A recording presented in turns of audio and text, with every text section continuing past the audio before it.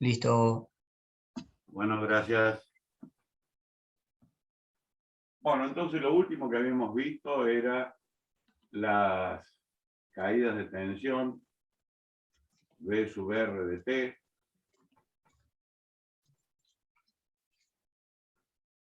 V sub L de T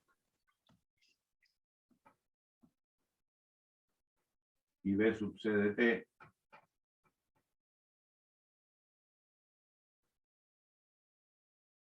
Las cuales eran calculadas a partir de I de T.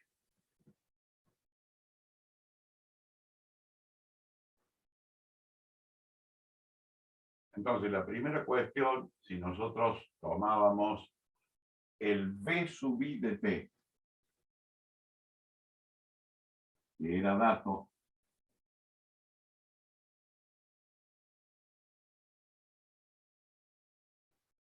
y lo representamos mediante un vector que es horizontal,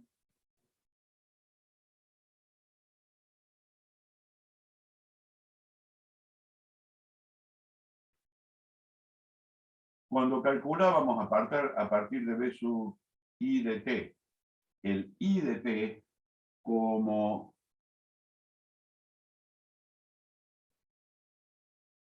V sub I de T sobre Z, donde Z era la impedancia, el argumento de Z, el ángulo, era θ. Y como está dividiendo, se restaba del argumento de V sub I. Por lo tanto, la corriente que obteníamos estaba atrasada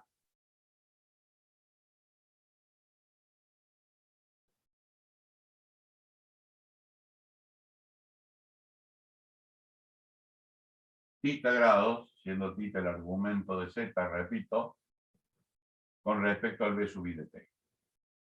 Ahora, como calculábamos V sub R de T,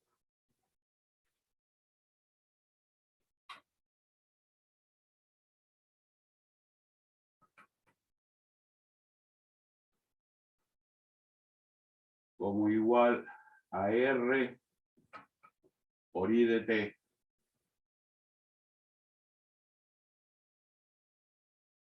y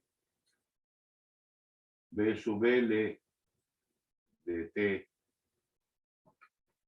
XL por I de T, y V sub C de T igual a X sub C por I de T.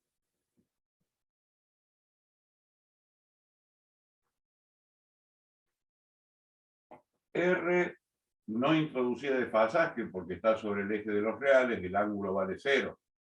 Por lo tanto, V sub R y la corriente I de T están en fase. Por lo tanto,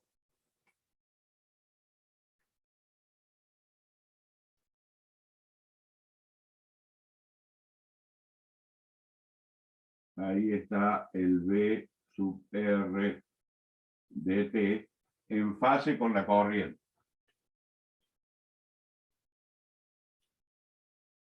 Ahora, el XL introducía con respecto a la corriente un avance de pi sobre 2. Por lo tanto, adelantaba con respecto a la corriente 90 grados.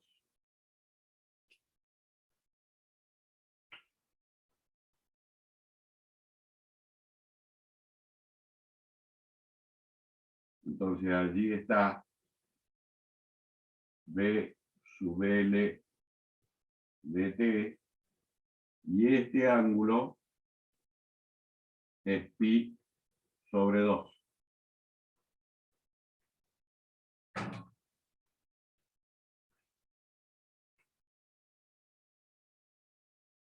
El X sub C atrasaba 90 grados.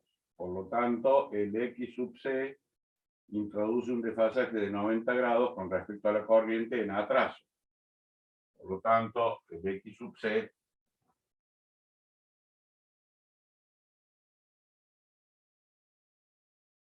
introduce el B sub C de T, que atrasa 90 grados con respecto a la corriente. Y entonces allí tienen en un mismo gráfico los fasores, porque más que vectores son fasores. ¿Por qué? Porque no me interesa el largo que tienen, lo que me interesa es los ángulos.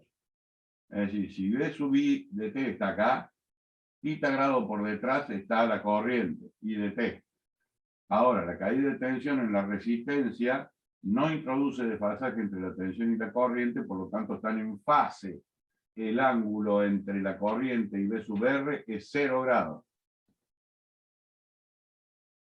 Por otro lado, el B sub L de T introduce un adelanto del B sub L con respecto a la corriente de 90 grados y el XC, que nos lleva al B sub C de T, introduce un retardo de 90 grados del B sub C con respecto a la corriente I de T. Por eso estos se llaman diagramas fasoriales, es decir, lo que nos interesa es la fase, no el largo de los vectores. Porque además, si se fijan, acá hay corriente, tensión, tensión, tensión, tensión. Pero bueno, la corriente está metida también ahí. Lo que me interesa no es cuán largo es uno con respecto al otro, sino el desfasaje que hay entre uno y otro. Y entonces, entre la corriente y el B sub R de T, no hay desfasaje. Los dos están en fase. Ángulo entre ellos, 0 grados. Y a partir de allí el B sub L, 90 grados en adelanto con respecto a la corriente, y el B sub C, 90 grados en atraso con respecto a la corriente. ¿Está claro? ¿Preguntas? Bien, avanzamos.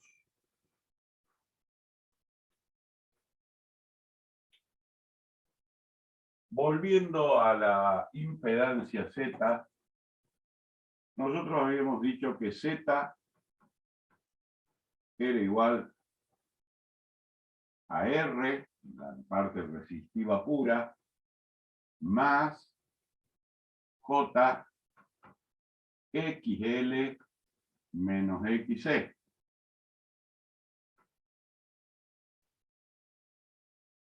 Bueno, entonces, si XL es mayor que XC, la carga será en promedio inductiva, porque me va a dar un ángulo mayor que, o sea, un ángulo comprendido entre 0 y 90. En cambio, si es capacitiva, nos va a dar un ángulo menor de 0 grados, o sea, entre 0 y menos 90. ¿Y qué pasa cuando XL es igual a XC? Si XL es igual a XC, esto implica que Z es resistivo puro. Y estos dos son iguales, uno menos el otro 0, 0 por lo que venga 0, me queda Z igual a R. Ahí entonces, ¿qué pasa allí? Y allí pasa que entramos en lo que llamamos frecuencia de resonancia. ¿Y de dónde voy a sacar esa frecuencia de resonancia? Si nos acordamos de que XL es igual a 2pi por F por L, y el XC es igual a 1 sobre 2pi por F por C,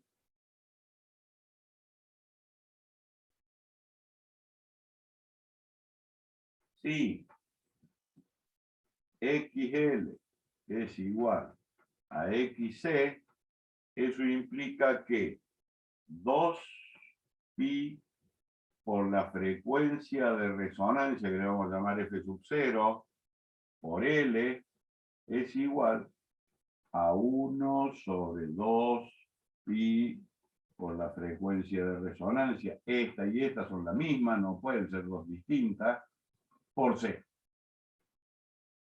Y precisamente nuestra incógnita es la frecuencia de resonancia. Entonces, ¿qué hacemos? Esta me la traigo para el primer miembro, y entonces me va a quedar 2pi por f sub 0 al cuadrado por L igual a 1 sobre 2pi por C. Y ahora me llevo este 2πl al segundo miembro, con lo cual nos quedará frecuencia de resonancia al cuadrado igual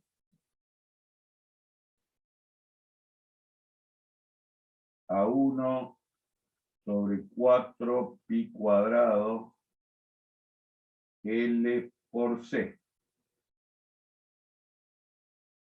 Y si ahora me llevo el exponente como índice de la raíz al segundo miembro, nos quedará que la frecuencia de resonancia es igual. La raíz cuadrada de 4pi cuadrado es 2pi. 1 sobre 2pi. Y entonces me queda por la raíz cuadrada de 1 sobre LC. Y ahí está la frecuencia de resonancia de un circuito RLC serie, donde se da que el XL es igual al XC, por lo tanto la impedancia es resistiva pura, pero eso no se produce para todas las frecuencias. Eso se produce únicamente para la frecuencia de resonancia. Para cualquier frecuencia distinta de F sub 0, ya no se cumple que XL sea igual a XC. Por lo tanto, tampoco la impedancia es resistiva pura. ¿Por qué es importante el concepto de frecuencia de resonancia? Esta es la base en la que se apoya todo lo que sea transmisiones. Transmisiones de amplitud modulada, de frecuencia modulada, transmisión de televisión, de señales de televisión, e incluso la transmisión de datos, porque yo los cifraré según algún código y transmito datos. Pero esos códigos y esos datos van a ser transmitidos por una frecuencia, que se llama frecuencia deportadora. Y entonces así es como se identifica una estación de televisión con el receptor, o una estación de radio con el receptor. Cuando vinculo dos servidores, uno que está acá en tierra, otro que está en un satélite, que lo uso como repetidora para llegar a otro lado, siempre es a través de la frecuencia de resonancia. Y eso es lo que nos permite seleccionar cuál de todas las señales quiero receptar. Por ejemplo, en el receptor. El ejemplo concreto. Nosotros allí en la facultad tenemos una estación de FM que transmite y tiene una antena que está sobre el edificio donde está el área de física, y esa antena transmite siempre a la misma frecuencia. Por lo tanto, si yo quiero receptar la señal de la FM de la Facultad Regional Córdoba de la Universidad Tecnológica Nacional, debo sintonizar en mi receptor siempre la misma frecuencia, que es la asignada a la estación para transmitir. ¿Qué es lo que pasa en la antena del receptor? Están todas las señales correspondientes a una determinada banda del espectro. Ajá, y cuando hablo de la banda del espectro, ¿de qué estoy hablando? Estoy hablando de las ondas electromagnéticas. Y las ondas electromagnéticas, como vieron el año pasado en Física 1, son ondas de propagación transversal, o sea que la vibración está así, y la onda se propaga perpendicular a la vibración. Por eso es transversal. Las ondas electromagnéticas son todas transversales.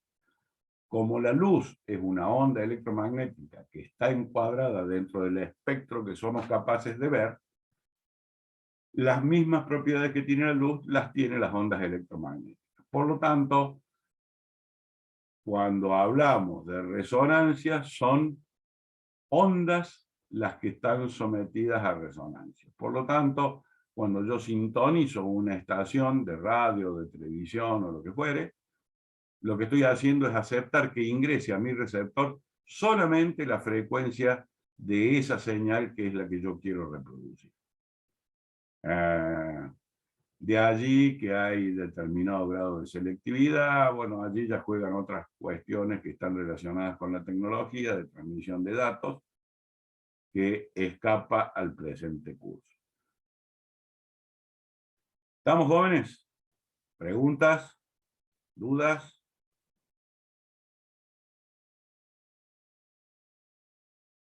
Bueno, avancemos entonces. El otro costado, para terminar con corriente alterna, es la potencia que pongo en juego.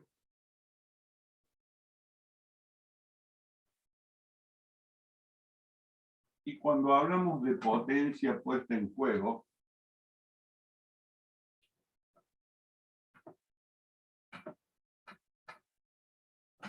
seguimos hablando de la misma potencia que vimos en corriente continua, que es igual la potencia en energía eléctrica.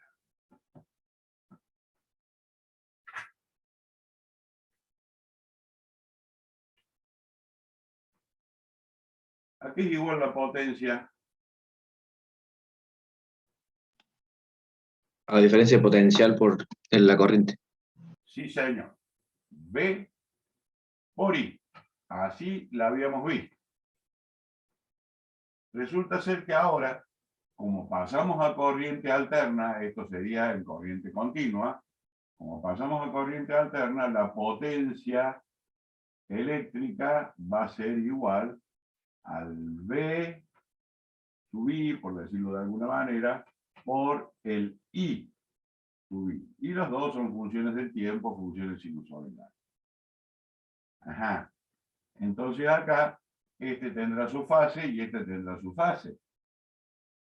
Ah, pero entonces tendremos allí algún tipo de representación al estilo del que vimos acá.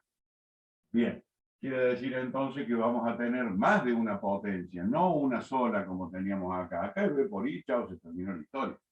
Y acá, bueno, si yo represento esta potencia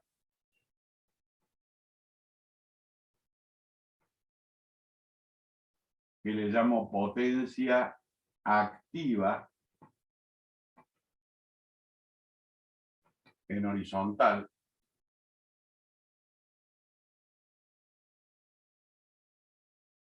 tendré una potencia reactiva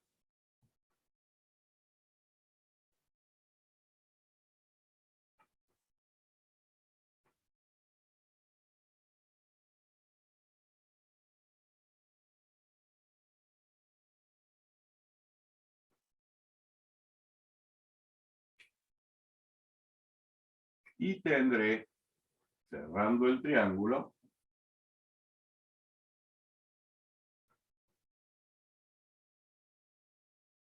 una potencia aparente.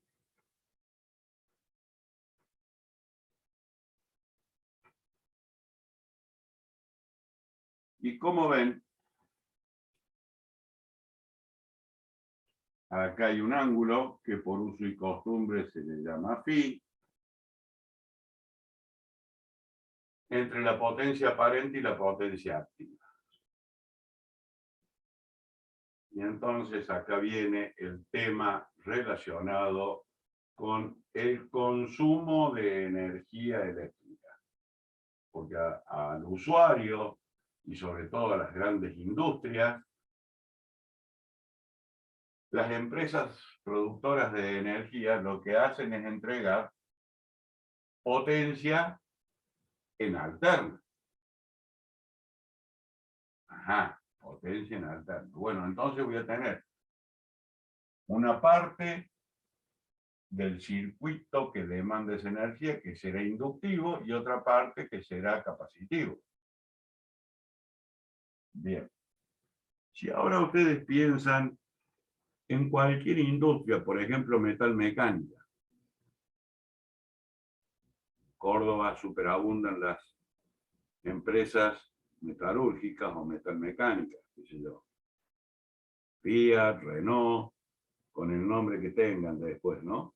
Más las autopartistas, todas van por el mismo camino. Las máquinas, herramientas que usan, son movidas por motores eléctricos. Y esos motores eléctricos son obviamente inductivos, o sea que me va a generar un XL grande, porque tengo que sumar todos los motores, todos los XL de todos los motores.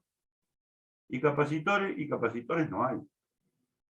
Eso quiere decir que este ángulo va a ir creciendo, va a ser cada vez más grande. ¿Sí? Es decir, esta es la potencia que efectivamente consume nuestra empresa, nuestro taller.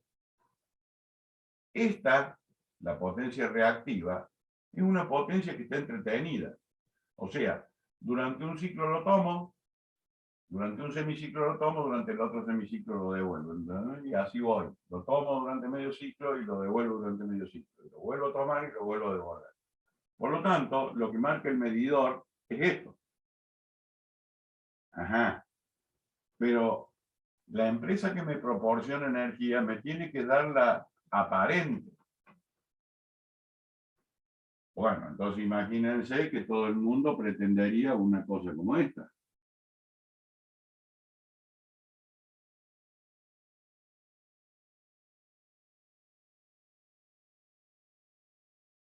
Si esta es la potencia activa, que esta es la potencia reactiva, y esta es la potencia aparente, este ángulo empieza a crecer, un phi prima más grande que este. Profe, una consulta. Sí. ¿Es el famoso coseno de phi que hacen los Exactamente, exactamente. que te cobran un huevo los electricistas? Ahí voy a eso. La potencia aparente, a ver, la potencia activa, ¿a qué es igual? La potencia activa es igual a la potencia aparente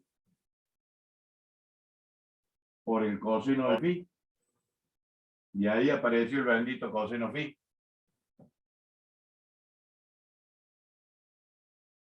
Entonces, ¿qué nos dice Don EP?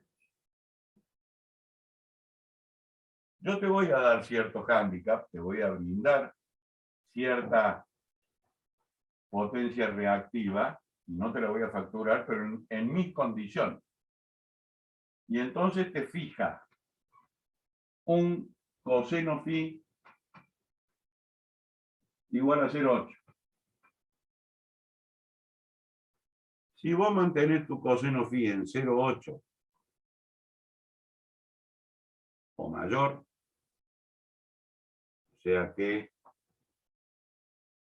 cuanto más grande es ese número, más chiquito es este ángulo. Para que el coseno phi sea 1, el ángulo es 0 grados. ¿Entiende lo que digo o no? Bien, y entonces, ¿cómo hago yo para achicar esta potencia reactiva que le estoy consumiendo a Don EP? Incluyendo reactancia capacitiva, porque la capacitiva se resta de la inductiva. Por lo tanto, estoy achicando la brecha. O sea, estoy achicando el ángulo φ. Bien. Entonces allí lo que decía recién el joven que habló, aparece en todo su esplendor. En las fábricas que tienen, ya se manejan con trifásica y con grandes potencias, además de medir el consumo, que se los da el medidor, tienen que medir el coseno φ. Viene un instrumento que se llama cofímetro, o sea que ni siquiera hay que desarmar nada, y les mide el coseno φ. Bien. Si su coseno φ es menor que 0,8, 0,6, 0,5, EPEC le cobra multa. Pero como estamos en la Argentina, muchos hacen el cálculo. Bueno, a ver cuánto me cobra la multa, cuánto me sale corregir el coseno φ, lo que le sea más barato de lo que hace. Entonces, se anticipan las empresas productoras de energía, ven cuánto le costaría al industrial corregir el coseno φ y le cobran un 40, un 50% más de lo que le costaría corregir el coseno φ. Entonces todo el mundo corrige el coseno φ y no paga multa.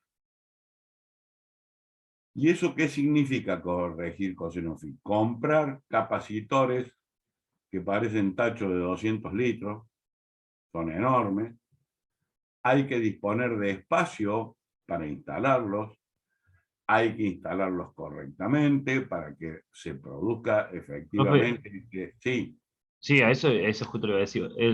Eso se compran los capacitores y se los ponen en paralelo, ¿puede ser, profe, para ir sumando? Porque yo vi uno que iba sí, sumando. sí. Los paralelos entre sí se conectan los capacitores entre sí se conectan en paralelo, pero después se conectan en serie para que se produzca en serie con el circuito, me refiero, ¿no? Claro, Para sí, que sí, se sí, produzca pero, o esta sea, es para hacer. compensación.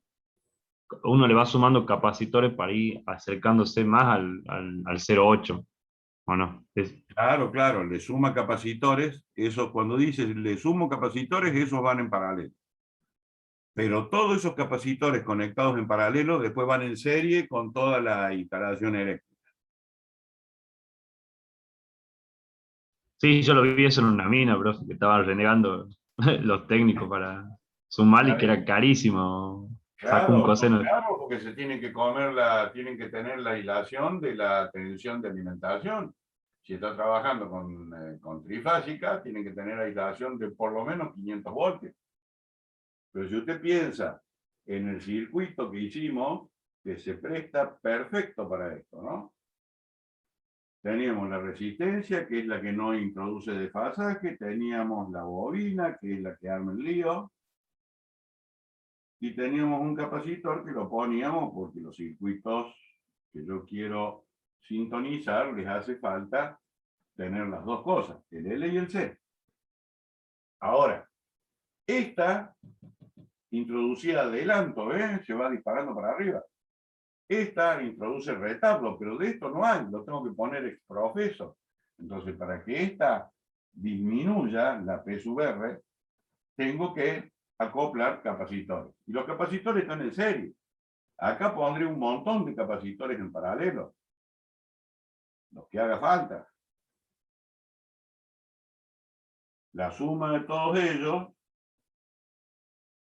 nos dará el valor total que voy a utilizar para calcular el XC como igual a 1 sobre 2 pi por F por C. Este C es la suma de este más este más este. Pero en el circuito está en serie con las bobinas y las resistencias. Y este me olvidé de ponerle nombre, este es V sub I, la tensión de alimentación.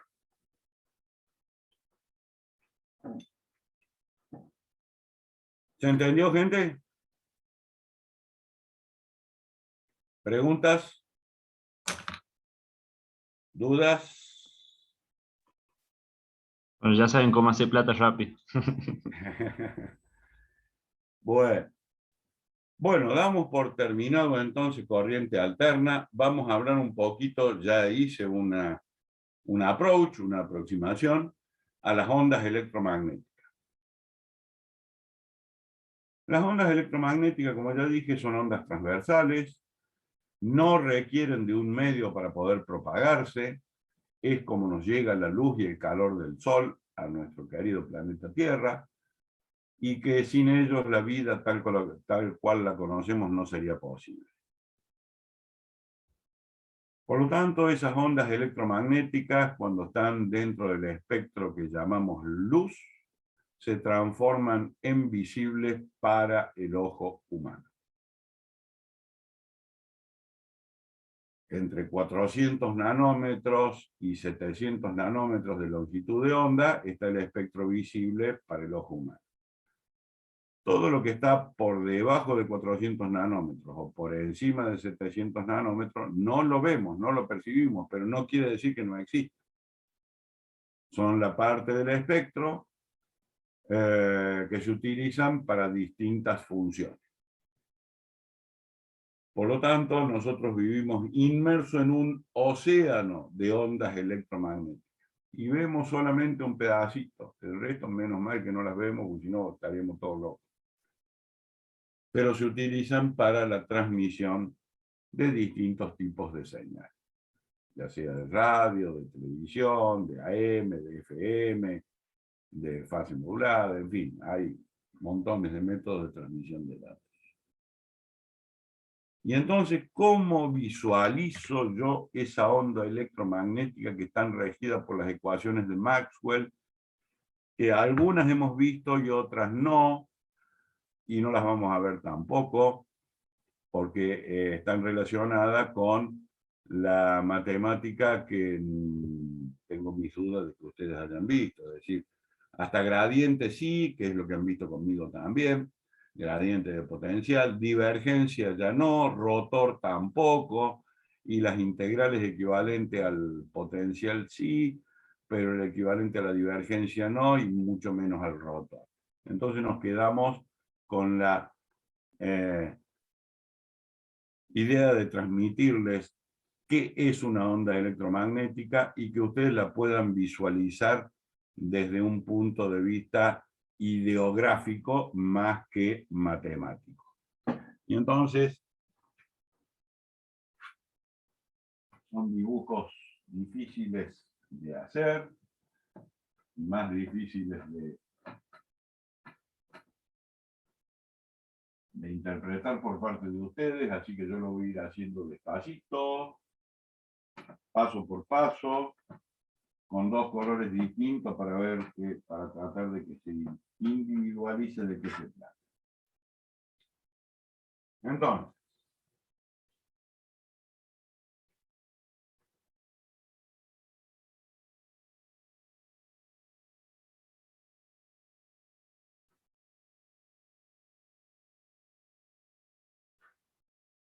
el proceso es tridimensional, con lo cual nos cuesta más todavía verlo.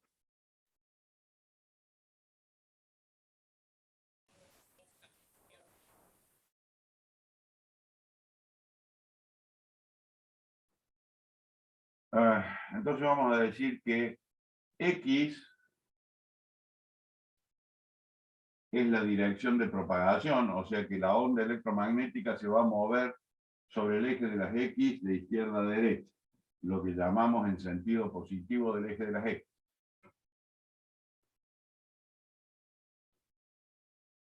Este va a ser el eje Z, y este va a ser el eje Y.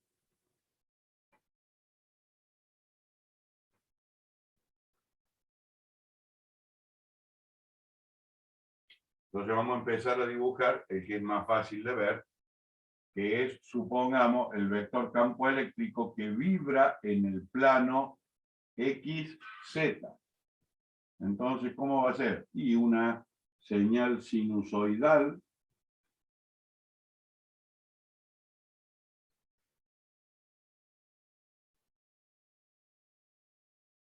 y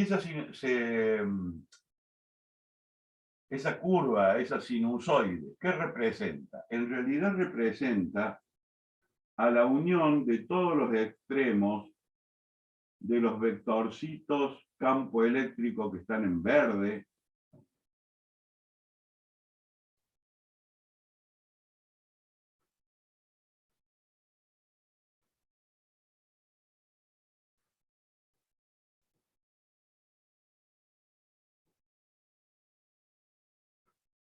Y entonces esos son todos los vectores campo eléctrico, que como ven es una función del tiempo, porque va creciendo y después va a decrecer.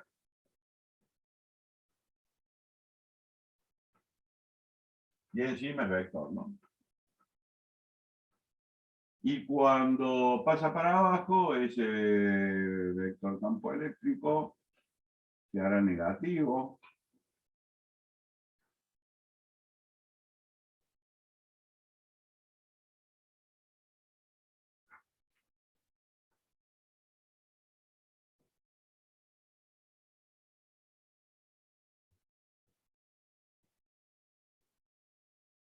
Y luego se hará positivo de nuevo, y hasta ahí paro, porque estos dibujos son complicados y aburridos, las dos cosas a la vez. Bueno, sí, por favor.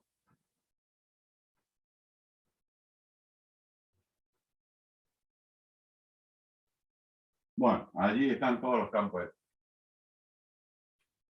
Ahora en el otro plano, a 90 grados, en el plano IZ, va a estar el vector campo magnético.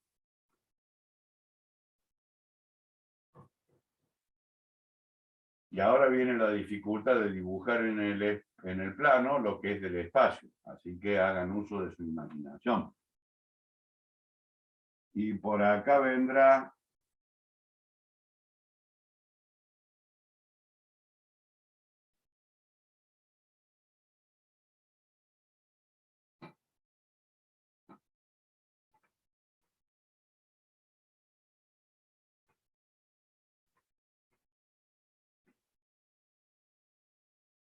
y entonces, paralelo al eje Y,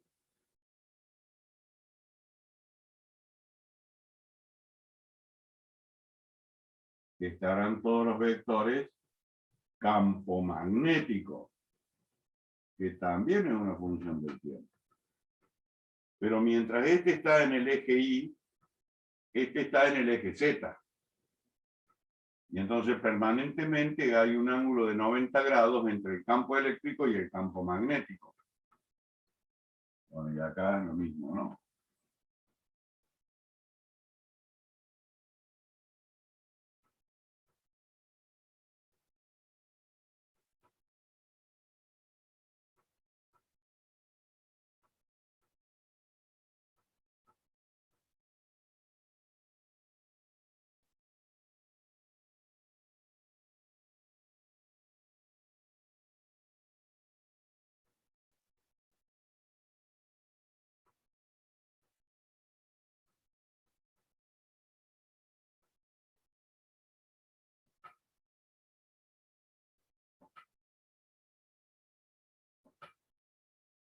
Y entonces allí tienen en verde los vectores campo eléctrico y en rojo los vectores campo magnético, siempre uno a 90 grados del otro.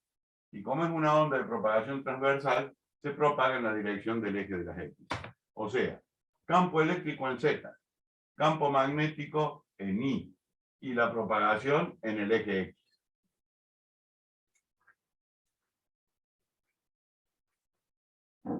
¿Se entendió?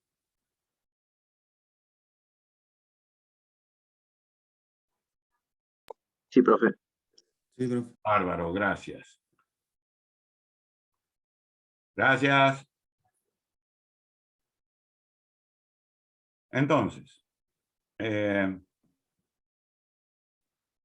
teniendo en claro qué es una onda electromagnética, que son, si yo trato de formarlo con los tres lápices, X era el vector, la dirección según la cual se propaga, Z era la dirección en la cual vibraba el campo eléctrico, e I la dirección en la que vibraba el campo magnético. Entre los tres vectores forman 90 grados. 90 grados acá, 90 grados acá y 90 grados acá. Por eso es que nos cuesta entenderlo, porque son cuestiones tridimensionales que nosotros tenemos que dibujar en 2 dimensiones. Y allí es donde aparece la dificultad, y ahí es donde aparecen los problemas. Pero si ustedes entienden el dibujo que yo hice, que queda a mis espaldas ahora, tienen ganada la batalla, porque entendiendo que es un proceso tridimensional donde un vector vibra en la dirección de un eje, el eléctrico en Z según lo dibujé yo, el magnético en Y según mi dibujo, y se propaga en X, entonces, bueno, entendemos cómo está conformada la onda electromagnética. Ahora, lo que yo he dibujado allí en la pizarra es lo más ordenado que lo puedo dibujar. Porque después no lo vamos a ver nunca de esa manera. Yo les dije que estábamos inmersos en un océano de ondas electromagnéticas. Quiere decir que cuando se empiecen a superponer las distintas frecuencias, las distintas amplitudes y las distintas direcciones de propagación, esto va a ser un bollo, que es todo un borrón, que por supuesto, para poderlo entender y poderlo analizar, lo tengo que ir desagregando, lo tengo que ir desmenuzando hasta quedarme con una sola de esas ondas. Y entonces allí sí puedo dibujarla, puedo individualizarla. Pero la realidad no es que aparezca una onda solita, no lo vamos a ver nunca. ¿Se entiende lo que les digo, no? Bueno, si de todo eso nosotros nos quedamos con un frente de ondas sinusoidal de una única frecuencia, podemos empezar a describir las distintas alternativas que tenemos como propiedades de las ondas electromagnéticas, que a su vez son las mismas propiedades de la luz, las que varias de ellas empezamos a estudiar en Física 1 y completamos ahora en Física 2. Y entonces, ¿cuáles son las propiedades de las ondas electromagnéticas? Las mismas propiedades de la luz. ¿Cuáles son las propiedades de la luz? Reflexión, refracción, dispersión, difusión. Hasta ahí las que tendríamos que haber visto el año pasado en Física 1. Y las que son motivo del presente curso: interferencia, difracción y polarización. Son 7 las propiedades de la luz o las propiedades de las ondas electromagnéticas. Repito: reflexión, espejos; refracción, lentes; dispersión, los prismas de dispersión o las gotitas de lluvia, la descomposición en el espectro, el arco iris, los 7 colores. Difusión, la difusión está asociada al desorden del que yo les hablaba con respecto a la cantidad de ondas que llegan todas juntas y de distintas maneras. Cuando usted abre la ventana en un dormitorio, en una pieza, en una habitación, la luz que entra por la ventana llega hasta el último rincón del recinto, salvo que tenga obstáculos. ¿Y por qué llega hasta el último rincón? Y por este desorden del que hablábamos. Y eso se llama difusión. Se difunde en todo el volumen. Interferencia, cuando se establecen diferencias de caminos entre dos ondas, llegan desfasadas. Si ese desfasaje es 0 grados, o sea, equivalente a decir llegan en fase, se suman las ondas, y entonces tiene el doble de amplitud. Y se dice que es una interferencia constructiva. Pero si llegan desfasadas 180 grados, es decir, una en el semiciclo positivo y la otra en el semiciclo negativo, se anulan, porque al sumarlas con su signo, da cero, interferencia destructiva. Y entonces cada vez que veamos interferencia, ¿qué vamos a ver? Franjas brillantes y franjas oscuras. Una franja brillante, una franja oscura. Se llaman máximos de interferencia y mínimos de interferencia. Y dependerá de que estén en fase o en contrafase. ¿Se entendió? ¿Preguntas? Bueno, entonces vamos a necesitar una clase más después de los parciales para terminar con esta parte de óptica física, que son las tres propiedades. Interferencia, que la he descrito pero no la he desarrollado. Difracción y polarización. Bien. De todas maneras, en el aula virtual, Miguel les ha publicado unas cuantas cosas referidas a esto, y el práctico de laboratorio virtual que hicieron, que se va a terminar de concretar, no sé si esta semana o la semana que viene, ya tienen allí también a qué hacemos referencia cuando hablamos de interferencia, difracción y polarización. ¿Vamos, jóvenes? Perfecto. Bueno, corto la grabación un segundo.